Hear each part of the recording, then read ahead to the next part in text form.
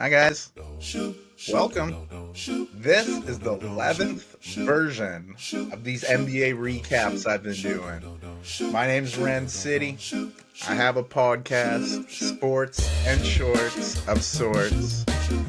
Yeah, there's not enough room for all my NBA contacts, so I said, my NBA content. So you know what? I said, screw it. Let's do my own episode. This is the 11th one now. 11 recaps deep. Let's jump right into this thing. We'll start in the Eastern Conference, like I usually do, and I start in the Atlantic Division. And let's start with the best team in the Atlantic, the best team in the East, despite a recent blowout loss on national television, the Boston Celtics. Last team in the league not to have a double-digit loss as of this podcast recording. They went 3-2 this past week, a very busy week, cramming 5 games in that week. They had some tough matchups. They beat a Jazz team that's been playing pretty damn good. We'll get more into them later, and they follow that up by 2 straight games in Indianapolis. They'd win the first, but lose a tight one in the second. And then they'd head home, beat a tough T-Wolves team in overtime without Porzingis. And the thing with those back-to-back games and 2 nights, the next night they'd go into Milwaukee and, they got obliterated. You could tell the team was drained from that overtime win over the Wolves the night before, but despite that tired blowout loss, this team, they're the real deal. They're a title contender when they're clicking like Tatum and Brown were against the Wolves, like 45 and 35 respectively. Sky's the limit for this team. I have them, number one rankings of the last few weeks, and we'll see where they are on this week's list. But they've been consistent all year. Other than that fresh loss on TNT, it's fresh in your minds. It's not helping my argument here, but if you just take that out, they're a legit team. They got the right recipe for a title. They just have to stay healthy. I think, their biggest enemy right now is themselves or scheduling. Back to back seem to be there. Be tough on them. But next up in the Atlantic, we'll go the city of brotherly love. A lot of people will be concentrating on the Eagles playoff game, but let's watch the 76ers as well. Third in the Eastern Conference. They're losers of 3 in a row right now, going 0-3 this past week. The big problem has been their biggest person, Joel Embiid. Hasn't been on the floor. He was on the floor for that loss against the Knicks, putting up big numbers in it, as he usually does, but he missed the next 2 games. A beatdown by the Utah Jazz, followed by a thrilling OT loss to the Hawks. Maxey's been balling out. Tyrese Maxey's been looking amazing, but he's needing his partner in crime to get some W's. There's a Philly team with and without Embiid. With Embiid, slightly better than the other. There was some news on his injury with on a podcast with ESPN's Ramona Shelburne. I love Ramona, by the way, on Around the Horn and all her other any work she does. But they were calling this knee injury. She was saying it's the same one he had during the playoffs last year. In the playoffs, you gotta go. It's the playoffs. But this is normally a 4 to 6 week injury. So that's troubling to hear, especially when Nick Nurse is wanting to go like pretty soon. I hate injuries. I'm hoping this lingering thing can just get some time to rest because you're going to want to see him in the playoffs. But they're just so much better with him on the floor, and he's something to watch. He's one of the most exciting players in the league to watch. So there's some tough games coming up against the Kings, the Rockets, the Nuggets. They all got big men on those teams. So we'll see how Reed can do, how the Sixers can hold down the fort without Embiid in there, because it's going to be tough without him. Like I said, especially against those type of big players. Next in the Atlantic, you have the city so nice, you got to say it twice. New York, the Knicks, they've been playing some good ball lately. They did just suffer a loss to the Luka-less Mavs, but before that, they went on a 5 game winning streak since acquiring OG Anunoby. They were 3-1 this past week, beat up on the 76ers, as I alluded to earlier. Then they'd run into some struggling teams, which helped them get some wins. They beat the Wizards and Blazers, and they were down as much as 21 to the Mavs before Julius Randle caught fire in front of his home crowd there, where he's from. And the Mavs would hold on to the victory, but you got to be pumped how the Knicks fought back in that one when they were down big. There were some people questioning that trade between the Knicks and the Raptors. I wasn't. I think it's going to be a win for both teams. But OG Anunoby's fit like a glove in New York. He's done it all. I love the fit, and the team's growing together. Brunson and Randall do their thing, and OG does the rest. His scoring has been up in some of these games too, so kudos to them for making that move. And we'll stick with New York. We'll go to Brooklyn. They were 1-2 this past week, getting a surprising win over the Oklahoma City Thunder. They had a big lead early and they were able to hold on for the win there. So good on the Nets for that. No one saw that coming. But then they lose the tough one at home in overtime to the Blazers before traveling to France to play the Cavs. And the game in Paris didn't really go the way the Nets wanted. They were down, they couldn't recover. And like I said, all the season, this Brooklyn Nets team, they're tough to read. Some nights, Mikal Bridges looks like a consistent leader on this team. Then in other games, he disappears. You're like, WTF? I like the move of Cam Thomas to the bench. He's a gunner. So bringing him in, let him do his thing, you know? And if he's rolling, ride with him in the game. But it's good to have him coming off the bench. Lonnie Walker, too. That's a nice one, too, coming off the bench. But these starters need to be more consistent. Cameron Johnson's had some good games. But, you know, he hasn't been the consistent player I think they were expecting when they acquired him from Phoenix in that KD deal. And I'd say the biggest culprit of not playing up to their game, Spencer Dinwiddie. You know, he looked good in that win over the Thunder, but he's been MIA the last two losses, and this team seems to go as he goes. When he does well, the team seems to do well. Mikal feeds off him very well. But let's see if Dinwiddie can turn it around, help the Nets turn it around. Their next three games: Clippers, Knicks, Wolves. So this 2-game losing streak could jump to 5 real quick, or the Nets will win all three. It's rolling the dice with this Brooklyn Net team. Who knows? Like, Thomas could go out and throw a 45-point night and they'll get a win, or you'll have three guys go 0 for 24 or whatever. It's a weird one with the Nets, but they're not last in the Atlantic. We'll go to the team that is the Toronto Raptors. 1-3 this past week. They lost a close one to Sacramento, in which they were down early and almost pulled off a comeback. 8 players in double figures in that one. Staying out west, they'd go into the Bay Area and stomp the Warriors. Then they had 2 games in LA, and neither of them went particularly well. The first one with the Lakers, there'd be some controversy in that one. Lakers had 23 free throws in the fourth quarter. The Raptors had 2. For the game, the Lakers shot 36 to the Raptors 13. And it was a 1-point loss. So there was a buzzer beater at the end that made it 1 point. That didn't really much do with it, but it was a fucking close game. And this caused a fantastic rant by Raptors coach Darko Rajakovic. He went off. He just went off about how unfair the officiating was, how the game was crap. Said it was not fair how Scotty Barnes, a potential future face of this league, was getting no respect, going to the hoop, not flopping like the other team. And he said, if next time, if the refs just want to give the game away, let them know so they don't have to show up. I loved it, you know. I loved all of it. Supporting his team, backing his players up. It was a little one-sided. I was watching, I was like, what? What is going on? But I mean, the biggest one was obviously Emmanuel Quickly when he got his 6th foul, and it was the softest elbow that ended up not only being his 6th foul, but it was upgraded to a flagrant foul. The game really blew up in that fourth, but Anthony Davis had a lot to do with that too, but we'll talk more of that when we get to the Lakers. But yeah, the whole rant from Darko ended up costing him $25,000, but as a player, you gotta love your coach backing you up like that. Truth hurts sometimes, I guess. But anyway, the Raptors would still have to play the Clippers in LA, and they went up against Kawhi, the guy that led the Raptors to their first and only NBA title. Raptors didn't have Siakam in this one, and they kept it close, but they just couldn't come all the way back. They were right there. RJ Barrett and Emmanuel Quickly have been playing great since they've since they've joined the team.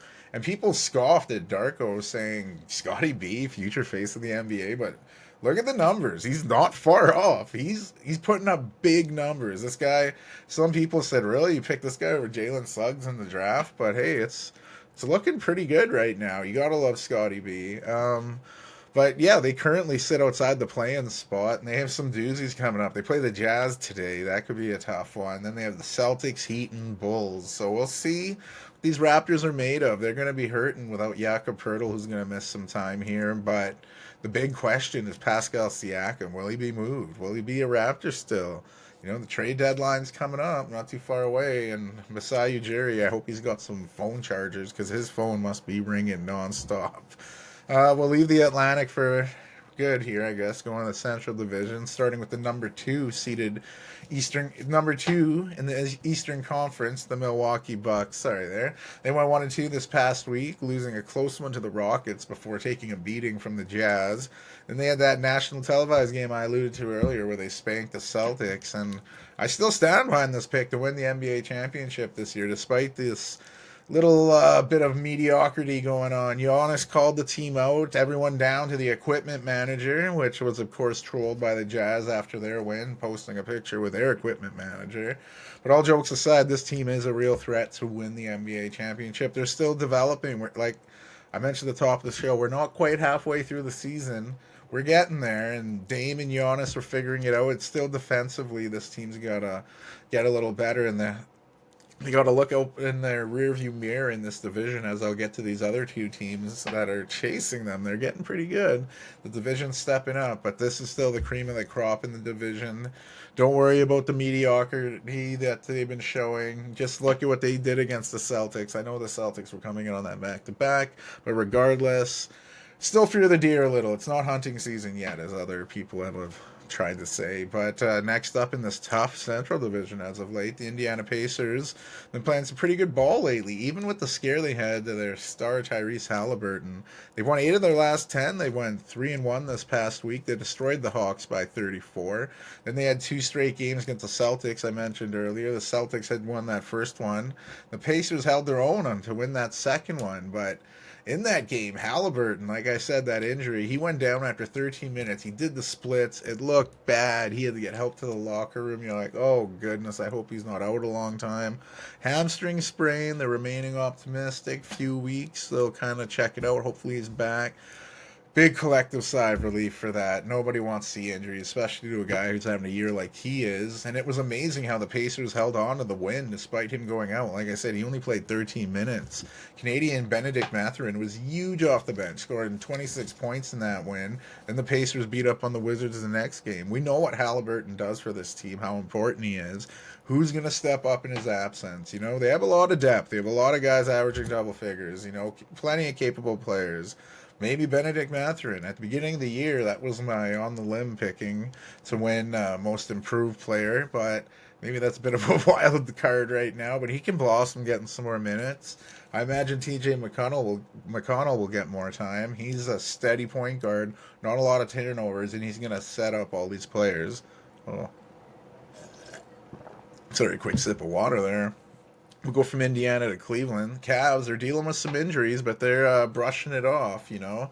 Winners of 4 in a row. They went 3-0 this past week as they try to keep up with the Pacers and the Bucks in this tough Central. The Cavs, they beat up on the Wizards before winning a very close one over the Spurs. Then they'd fly over to Paris. They beat up on the Nets in the beautiful French city. Mitchell had been playing pretty great since coming back from injury, dropping 45 points and 12 boards in the City of Light. I mentioned those injuries this team's been dealing with. That big man Evan Mobley still said to be out another 6 to 8 weeks. Darius Garland was hoping to come back soon from his jaw surgery, but they're saying that's still a few weeks away. And to make matters worse, Max Strus only played 7 minutes in France against the Nets. He's been dealing with a sore knee. Hopefully he can recover from that. Mitchell's continuing to lead this team, and you cannot applaud Jared Allen enough for what he's doing in the middle, holding down that front court. And also, shout out to Karis LeVert. You know, he's like, don't forget about me for 6th man of the year. You know, he's coming off the bench doing great things. He'll give him scoring one night. He'll give him distributing. He had a double-double off the bench with points and assists. So depending on need, he'll do what they got to do. Very impressive for this team to do what they're doing despite all those injuries. And you know, another hot team in the Central, the Chicago Bulls, they went 3-0 this past week. Everyone was doing well in this division, it seems, you know. Seemed like Billy Donovan was trying something new as Zach LaVine and Nikola Vucevic were coming back from injury. He had them coming off the bench. It helped out in the win against the Hornets. They had a rematch with the Hornets that went to overtime that they pulled out as well. But, you know, they'd go to overtime another night, back-to-back overtimes, this time against the Rockets. Billy Donovan switched it up, inserting LaVine and Vucevic back in the lineup. Same result. They look good together as they beat the Rockets. Maybe they figured it out now, you know? Maybe that time off, they were watching some film, got something figured. But one thing for sure, in LaVine's absence, Kobe White stepped up. He's blooming. He's a late bloomer, and from what we expected him as a first round pick, but he's blooming the shit this season. Sneaky pick for most improved player of the year. I love his game. I love how he's developed. Like I said, it looked like maybe Levine was watching tape on how to play along him, and they're looking good. Good ones who punch. DeMar's got a little bit of a reduced role, but it seems to be working right now. I'm digging the Bulls right now. They're looking good. We'll go to the basement division. I guess not everyone in the division's doing that well. Detroit went 0-4 this past week on a 6-game losing streak, sorry, since breaking their record-tying 28-game losing streak. They lost a close one to the Golden State Warriors before getting blown out in the Mile High City. Then they had a hell of a first quarter against the Kings. They were leading 47-29 after the first quarter, but you don't go on 28-game losing streaks for nothing, and they fell apart after that, and they ended up losing to the Kings by 21. You're up 18 after one quarter, you end up losing by 21. That's Detroit this season. They follow that loss up by getting blown out by my Spurs, who haven't got a lot of wins this season, but they weren't only losing on the court, but they were losing in the training room. Their only real consistent player all year, Cade Cunningham, he'd leave the Nuggets game after only 11 minutes with a knee injury. Well, hopefully it's nothing serious. They're saying they'll revisit that in a week. Hopefully he can come back in that time frame. Hopefully they can end the 6-game losing streak soon before it gets really out of control again. They got a good matchup with the Wizards on Martin Luther King Day, so hopefully they can snag that one. Otherwise, they're gonna start getting in the double digits again, and you're like, maybe they might get history for the longest losing streaks by one team in one season. If they had two 28-game losing streaks, that's some kind of record. So you don't want that. Finishing up the Eastern Conference, we'll go to the Southeast Division. There are two teams tied atop that division, but we'll start in the title of a Will Smith song. Miami, the Heat went 1-2 this past week, lose on the road to the Suns before returning home and beating a tough Rockets team. And they'd have a great battle with the OKC Thunder, but come up a little short. They've been playing pretty well without Jimmy Butler being in the lineup for these two losses against some good teams this past week. But optimistic news is Butler's been upgraded to doubtful for the next game, so he's inching back to coming back. He's missed the past 5 games with a toe issue, and like I said, they've done well in his absence, but they're obviously a better team with Jimmy out there. And the another shining spot. They've got a few, I guess, but Yame Yaquez Jr. can't talk enough about this rookie. Everybody would be talking about him if it wasn't for Holmgren and Wemby. And we had a little duel with Yaquez Jr. going up against Wemby in that Heat Thunder game. It was really good to watch. Like this guy, 18th pick in the draft. What a steal. Good work by the Heat. And more good work by the Heat, paying their coach, giving him what he's worth. Erik Spoelstra signed an 8-year contract extension worth at least $120 million. Could be more. Keeping one of the longest tenured coaches locked up even longer. And big shout out for their timing of it, waiting for his divorce to be finalized before signing this, so he's just getting the money. Very clever. Well done by the Heat there. But excuse me. We'll go to the team the Heat's tied with at the top of that Southeast Division, and the team they're playing today, the Orlando Magic. Magic went 2-1 this past week, won a tight one in Denver, which came down to they were down for 18 in that game. They came all the way back to win. Paulo Banchero, he balled out in that one. 32 points, 11 assists, 10 boards, and that triple-double. Mo Wagner stepped up in that one. The Magic would then win a close one in OT over Atlanta. They come up flat in a big, highly anticipated match with the Wolves, lose that one. And they played all 3 of those games without shooting guard Franz Wagner. He's missed the last 3 with that ankle injury he picked up in their win over the Kings. It's announced he'll be out at least for the game against the Heat. And Jalen Suggs, Cole Anthony, and mentioned him earlier, Franz' brother, Mo Wagner, they've been stepping up. And out of nowhere, shout out to Canadian Caleb Houston. He's been playing fantastic. Mississauga, Ontario, he's been doing great with the minutes he's been getting. Shout out to Orlando's front office. They seem to have found some good ones here. And we'll leave Florida. We'll go to Georgia. We'll talk with the Hawks. They went 1-2 this past week, getting blown out by the Pacers, I mentioned to earlier. They lost that close one to the Magic, which I also alluded to. But then they would win that surprise win over the Sixers. I know they didn't have Embiid, but it went to OT. It was a good game, real team effort. The Hawks had 6 guys score at least 15 in that one. 3 had 25 or more. I mentioned Kobe White as a sneaky pick for most improved because I think we need to be talking about Jalen Johnson getting it more. His game is improving right in front of our eyes since he come back from injury. Like against Philly, he almost had a triple double, 25 points, 16 boards, 7 assists. Say it again. Jalen Johnson for most improved player. Let's get this going. Massive addition by subtraction, this guy. His minutes they've climbed since they got rid of John Collins. Sometimes getting rid of a guy opens it up for another guy. And he's done great things with it. The thing with the Hawks is they're consistently bad at defense. It's hard to get those wins when you're letting the other team score so much. They got some matchups with the Wizards and Spurs coming up, so that could equate to some wins, but they have another game with the Pacers, and they'll be looking to get some revenge after that 34-point beatdown they took. We'll go from Georgia to North Carolina. The Charlotte Hornets went 0-3 this past week, losing 2 straight to the Bulls, I mentioned, and then the one went to overtime where they came up short, and then they get blown out by the Kings at home. So they're doing what they can to stay afloat without star LaMelo Ball. Rozier and Bridges, they've been the main guys. And number 2 overall pick, Brandon Miller, he's still showing flashes, but optimism has appeared on the Hornets display screens. Their star may be returning today against my Spurs. This is exciting. LaMelo Ball, he's been out the last 20 games with a right ankle injury. Had to put the Ball jersey on. Buzz City, see if he comes back. I know I'm a Spurs fan, but I love watching LaMelo Ball play. When he first came in the league, I'm like, is he all flash? He's got more than flash. He's a legit player, and they need him.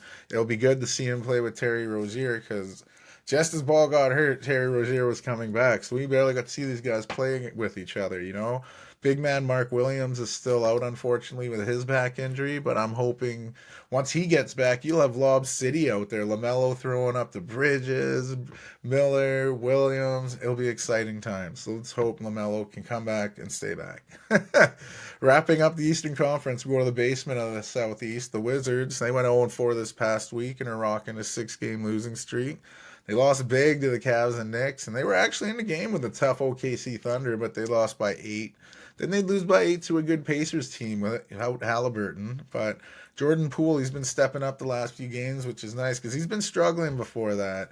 It's been Jordan paddling Poole for sure. But he stepped it up now. He's back up to Olympic size with these last few games. But at least there's been some consistency on this team. Kyle Kuzma, I mentioned how good of a season he's been having despite the lack of wins. And Denny Avdia, he's been really consistent. There's been talks that he might get moved. I don't know why they'd want to move this guy. He seems like a really good player, but this team struggles defensively. They're one of the worst defensive teams in the league. And it's hard to get wins, like I was saying with the Hawks, if you can't stop people. The only bright spot for the Wizards is, the Pistons have been really bad, and that's kind of taken some spotlight off their bad play. But that's enough for the East. We're going out west, starting in the Northwest with the number 1 team in the Western Conference, the Minnesota Timberwolves. Yeah, still at this point in the season. They went 2-2 this past week in some very tough games. They blew out the Rockets in Houston, but then they'd fall in a close one to the Mavericks a few nights later. Then they'd go into Orlando, beating a tough Magic team, who I mentioned earlier was missing Franz Wagner. And then they'd win a thrilling game they'd be in a thrilling game with the Celtics that I mentioned earlier. Sorry that they lost in overtime, but despite those tough losses, the tough opponents, this team continues to look the real deal. No fluke here. Continue to have the best defensive rating in the league, and I still think, they have the best front court with Towns, Gobert, and Naz Reid coming off the bench. And Edwards, he's the consistent, swaggy leader that you need. I love Karl Anthony Towns. His assertiveness this season, it's just great. When he threw that dunk down on Mo Wagner in that game against the Magic, his emotion, the way the team reacted, I'm loving seeing that out of Cat. You got to continue to throw Chris Finch's name in that Coach of the Year hat. And let's not forget about Anthony Edwards and that MVP chatter. Next up in the Northwest, you got the Oklahoma City Thunder, the number 2 seed in the conference. I'm constantly talking about it. I'm a San Antonio Spurs fan. I love watching Canada's team, the Raptors. Mad respect, man. But, man, I love this Oklahoma City Thunder team. Probably one of my favorite teams to watch, And, it's not just because Shai Gilgeous-Alexander, the Canadian. That's a big part. And I still think he's one of the best players in the league. But Man, this Thunder team, they went 3-1 this past week. They were shocked in Brooklyn, which I alluded to earlier when the Nets beat them. Then they stringed off 3 straight wins, winning a close game in DC. Then they won a tight one in Miami, where you had that Holmgren Yakheads battle. Then the Thunder returned home and totally embarrassed the Portland Trailblazers for the worst loss of the season. They beat the Blazers by 62 points. Yeah, 62. I didn't say that wrong. Gilgeous-Alexander had 31 points in 21 minutes. Josh Giddey, triple-double in 22 minutes. Jalen J-Dub Williams out of Santa Clara, 21 points in 19 minutes.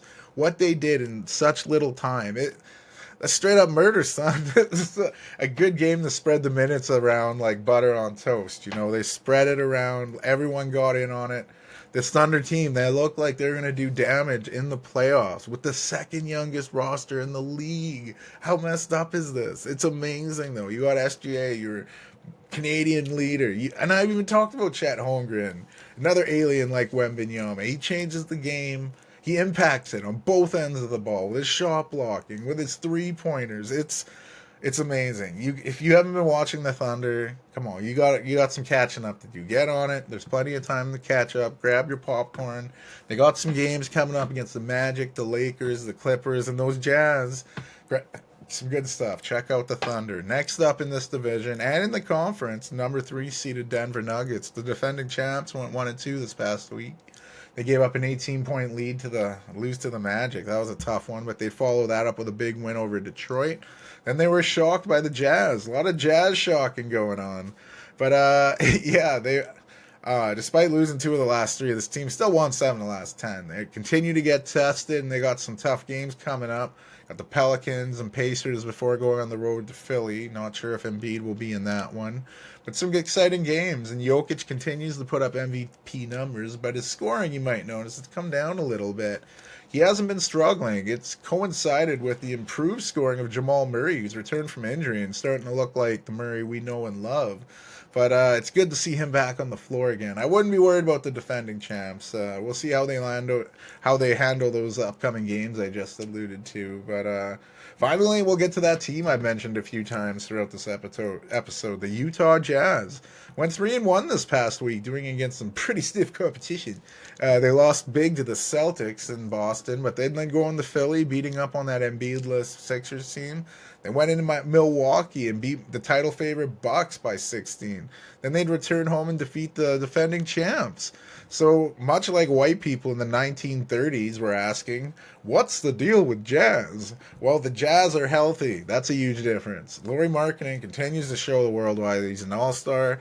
Colin Sexton in the starting lineup is like releasing a pit bull on a mailman. It gets crazy. He's a dog, as they say, but Jordan Clarkson returning to the bench. I cannot preach enough what a good move Will Hardy did there. It's paying dividends. Clarkson throwing his name in that suddenly popular hat for Sixth Man of the Year. This team is young, they're deep, they're willing to run through a wall for their young coach. Really fun team to watch. And I'm glad they've worked their way up to almost being 500. They're at 19-20 as of this recording. Let's keep playing the Jazz. Wrapping up the Northwest, we go to the Portland Trailblazers. They went 1-3 this past week, getting blown out by the Mavericks. They bounced back for an OT win in Brooklyn over the Nets. They follow that up with a beatdown via the Knicks before that monumental thrashing I mentioned earlier. That 62-point drubbing at the hands of the Oklahoma City Thunder. I'm sure Chauncey Billups just threw that video in the garbage if there was actually video anymore. I'm sure it's all digital, but... yeah, this team's kind of in a weird place right now. They're thin up front with DeAndre Ayton still out with his knee injury. Ozzy Duop-Reath is doing what he can to hold the fort down, but they've been exposed a bit in the paint in their recent struggles, you know, and they got a lot of wing players coming back from injury, and suddenly there's a log jam in the backcourt, and they've been pushing Scoot Henderson much more, which is good for development, but not always good for the wins. You got Malcolm Brogdon there. He's a good mentor. He's being a good professional, but you wonder, like, are they going to keep him as a mentor? Are you going to let this guy go to a contender? Deadline, like I said, is coming up February 8th, so we'll see what Portland does here. Are they going to stand still, or are they going to make some moves? Leaving the Northwest, we go to the Pacific, start with the division-leading LA Clippers. They've been one of the best teams in the league since Russell Westbrook took one for the team and decided to go to the bench. That selfless move and this developing chemistry has made the Clippers one of the most dangerous teams in the league right now. They went 3-1 this past week, beating a hot Pelicans team before losing a tight one in the city rivaled Lakers matchup. Then they'd take that loss out on the Suns by beating them by 27, even without Kawhi Leonard playing. But then Leonard would return to the lineup to play his old team, the Raptors, and the Clippers would pull that one off late.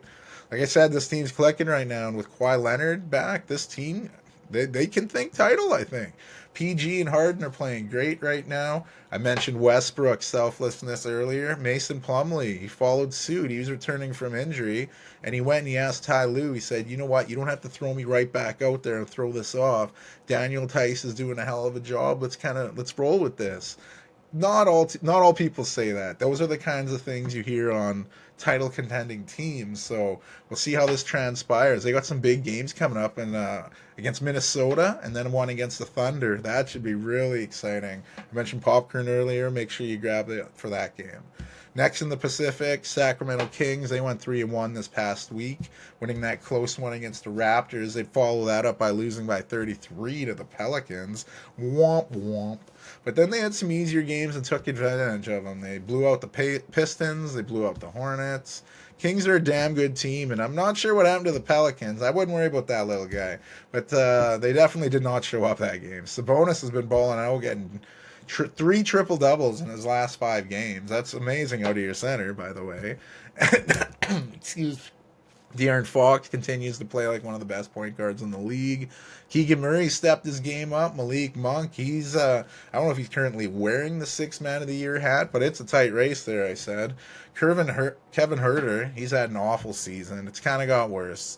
Minutes into the game with the Hornets, he hurt his ankle. Seconds into the game. So it's unclear how long he'll be out, but it's a tough go for a guy having a really tough season. Hopefully he can turn it around. I don't know what you get, and he's just in a slump. We'll leave California. We'll go to the desert. We'll talk Phoenix Suns. They went 2-2 this past week. They hosted the Heat and beat them before losing to a Morant-less Grizzlies team. They'd follow that up by going to LA and getting blown out by the Clippers, but then they bounced back and beat the Lakers. This team is still trying to find themselves, you know. They showed signs of what they can be in that Lakers win. Bradley Beal, he's trying to find his way back, and he found the shit out of things against the Lakers, getting hot early, going for 37 in that game, a game high. He made Austin Reeves look like he was on skates defensively.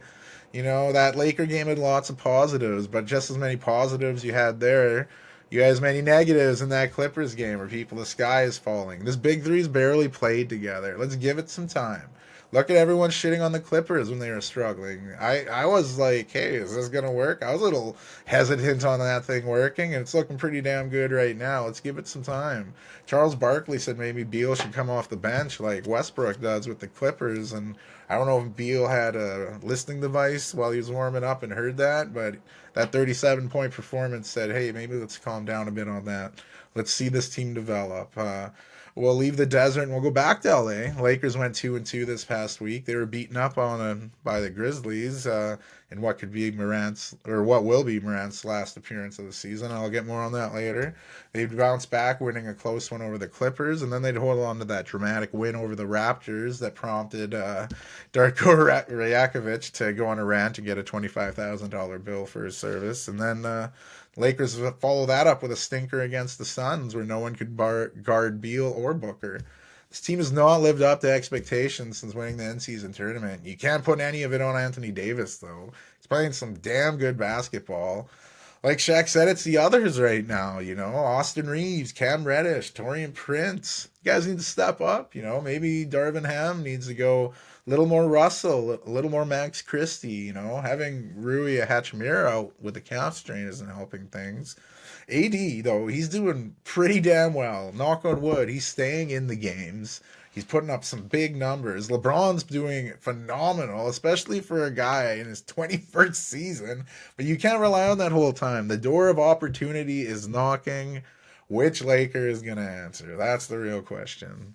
But we'll wrap up the Pacific with the constant basement dwellers of this division, the Golden State Warriors.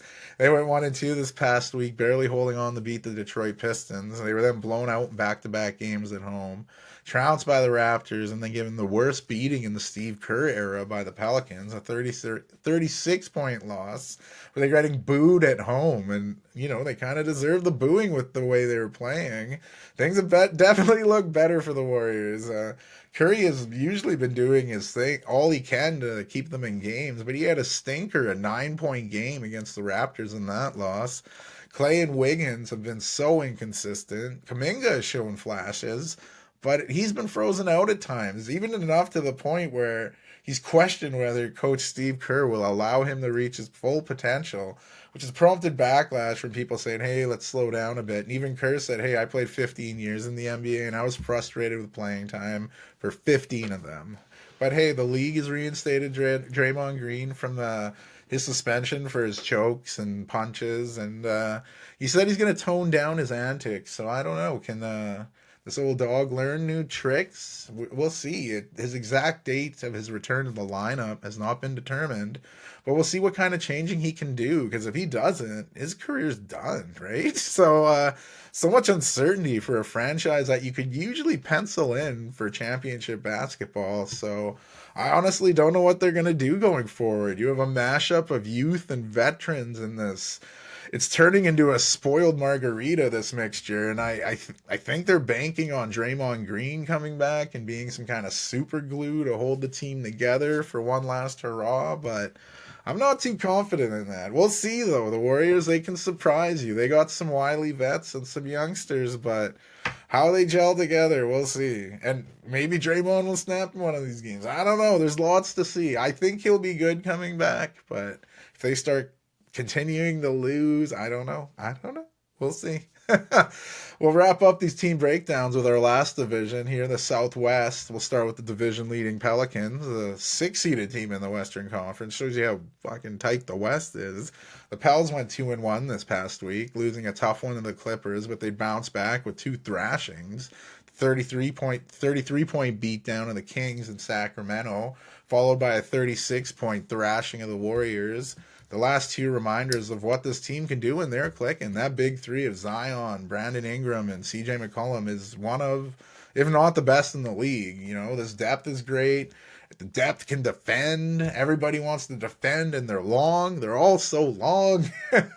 Plus, you got to shout out former Raptor Jonas Valanciunas. He's been really playing some great ball late. So big shout out to JV. And head coach Willie Green has been saying he's loving the way the team's been playing, and you can't blame them. They're moving the ball. They're looking like the team I expected to win the in-season tournament when I said that a while ago. But anyway, they're looking good, and these Pelicans are ready to continue to soar. They're leading the division right now. But we'll go to the team that's right there with them, the Dallas Mavericks. They went 3-1 this past week, throttling the Blazers by 36 in a game without Luka.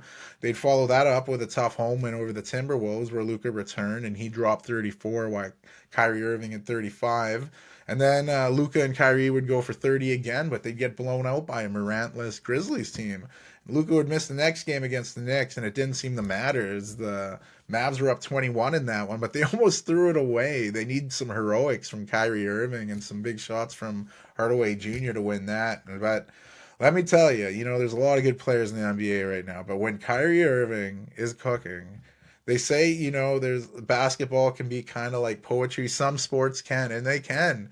And when Kyrie Irving is cooking, it is poetry. It is beautiful to watch. It was phenomenal. The guy went for 44 points and 10 assists. His dribbling, his pull-ups, it's so amazing. And his finishing off the backboard. I heard it in an All the Smoke podcast they had on Amon Shumpert, and he said the reasoning on Kyrie being so good at those finishings, like with his finger rolls and how he gets those crazy English on with the angles, it's because he played on backboards that were all beaten up and had holes in them, so you'd have to spin it off what was there.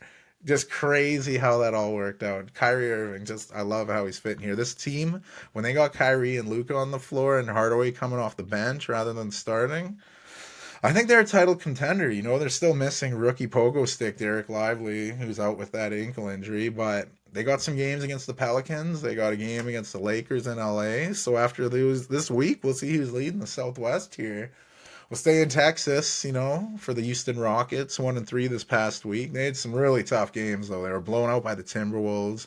They responded by beating the Bucks. and then they'd go on the road, lose a tough one to the Heat in Miami before falling in overtime to the Bulls in Chicago. Şengün, Alperen Şengün continues his amazing play, and I think he needs to be in the All-Star game. And despite their 3 losses this week, they played good ball. Like I said, they've had some tough games I alluded to. Fred VanVleet, he's put up some big numbers the last 2 games. Jabari Smith, he's continuing to do a little bit of everything, and I'm loving how he's playing. His team's learning on the fly, taking some losses, getting some wins. You know, they're the 6th best defensive rating team in the NBA, and when you play like that, you're in every game. A lot of dogs on this team, and they're all trying to get released. I don't envy Ime Udoka's job on spreading these minutes out. He's doing a hell of a job, and he needs to be in the talk of the coach of the year. You know, we'll see, depending on where they finish in the standings, will dictate that, obviously, but you know, I wouldn't imagine the Rockets at this point in the season being ahead of the Lakers and Warriors, right? Like, kudos to them. To leave Texas to go to Memphis here, the Grizzlies went 3-0 this past week. They beat up on the Lakers in LA, but that was the last we'll see of Ja Morant. I mentioned that earlier. The superstar point guard is playing some great ball since returning from that 25-game suspension, but he suffered a torn labrum in his right shoulder at practice, requires season-ending surgery, and it's a massive blow to a Grizzlies team who has been dealt with some injuries all season. Marcus Smart missed those 17 games earlier. Derrick Rose missed time. You got Steven Adams and Brandon Clark out for the year. But despite all that, Grizzlies don't complain. You know, they came out and balled. They start life without Ja by beating the Suns and blowing out the Mavericks in Dallas. And that Suns game, Jaren Jackson Jr. had 28, Marcus Smart 25, Desmond Bane 23. That game against the Mavs, they didn't even have Jaren Jackson, but they didn't need him. Bane and Smart balled out, and they blew him out. This Grizzlies team, they're not quitting on Coach Jenkins. They're fun to watch. Despite the adversity they're going through, they're still out there balling. Like I said, 3-0 this past week. They're doing what they can. Even with that news of losing your superstar for the year, kudos to them. Wrapping this week's team breakdowns down here. San Antonio, talk about my Spurs. They went 1-1. They only had 2 games this past week. You had the Celtics with 5, the Spurs with 2. But anyway, they lost a close one to the Cavs there, where late in the fourth, Wemby got it about foul line, and he made the nice pass to Sohan, who threw the ball away, which wasn't good. And I wondered if he just was a little more selfish there, because who's going to block him at that foul line? He can probably hit that in his sleep. But, you know, he made the right pass to the guy who you thought was going to go up for it. Allen was lurking of the Cavs, but anyway, I'm not going to break down that whole play, but regardless, the Spurs are in games late. They follow that up by blowing out the Pistons, which was a nice win. Victor Wembanyama got his first career triple-double, hopefully first of many. The number 1 overall pick, he's averaging a double-double right now, 19.2 points a game, 10.2 rebounds, leading the league in blocks at 3.2, and he's averaging 1.2 steals a game. This young Spurs team, they're taking their lumps. They're learning on the fly as well as other teams are. But if you're not watching the Spurs and you're like, these games are blowouts, at least watch Wembanyama. When you see some of the shit he does, it's amazing. But hey, we're 11 weeks into the season. How are you feeling about your team? I'm feeling optimistic about the future. Not so much now, but hey, a Wemby triple-double. We witnessed it. And he barely played any minutes in that one. So very exciting stuff. The NBA's looking good. Some injuries have been buzzkill. Players coming back, like this man, LaMelo Ball, Buzz City. Hornets should be fun to watch with him coming back. Hopefully Embiid can get back on the floor. Jimmy Butler's supposed to be coming back soon. Hopefully these guys are back. I hate injuries. I hate them. But let's go to some stats portion. I mentioned Embiid. Let's start with him. The Philly big man still leading the league in points per game, 34.6. You have 3 other players averaging over 30 per game in order. You got Dallas's Luka Doncic, Thunder's SGA, Milwaukee's Giannis Antetokounmpo. Rebound leader, you got Sacramento's Domantas Sabonis at 12.7. 2 other guys over 12. You got Minnesota's Rudy Gobert and Anthony Davis of the Lakers. No change in our assist leader. Tyrese Halliburton continued to rock that at 12.5 a game. Despite his recent injury, we'll see how he is when he comes back from that.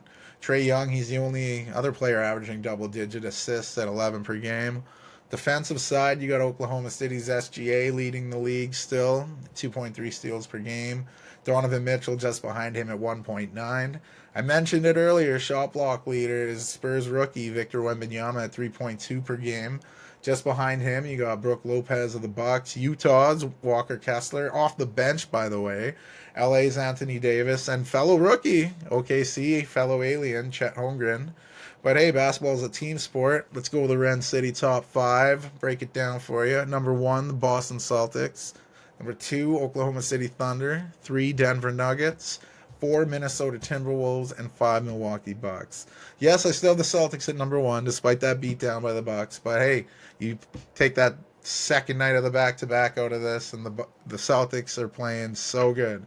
Like I said, their only weaknesses right now appear to be themselves.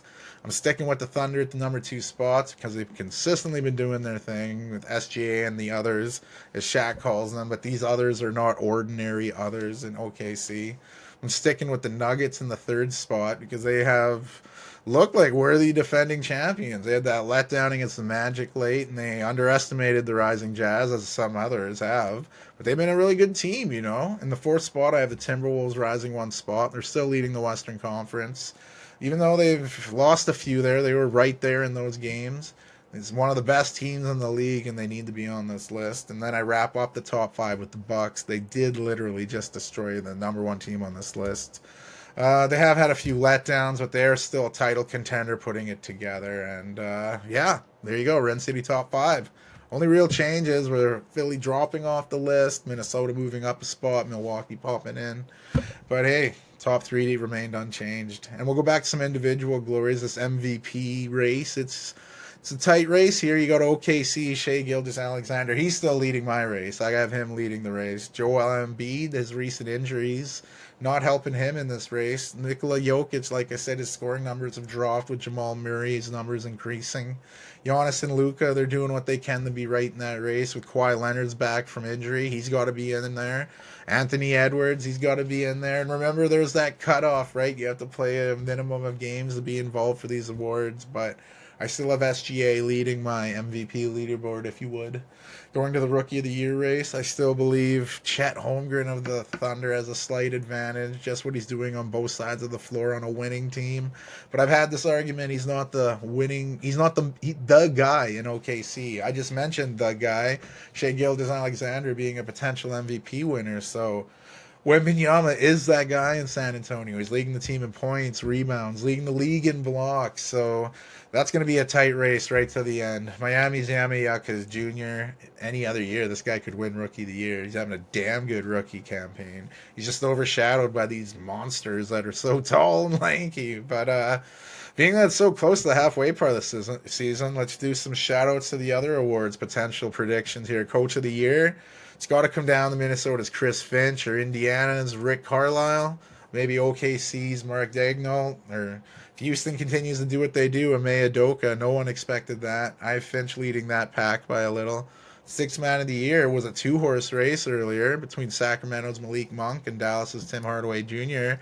But since Jordan Clarkson's gone to the bench, he's in this race. And like I said, Cleveland's Karis LeVert. He does so much for them off the bench. Last trophy I'll mention, Most Improved. I'm really hoping Jalen Johnson of Atlanta. I don't think he's getting enough love for it. And I love the Kobe White conversation in there, but I think Tyrese Maxey of the Sixers, he's getting so much love, and he's putting up huge scoring numbers.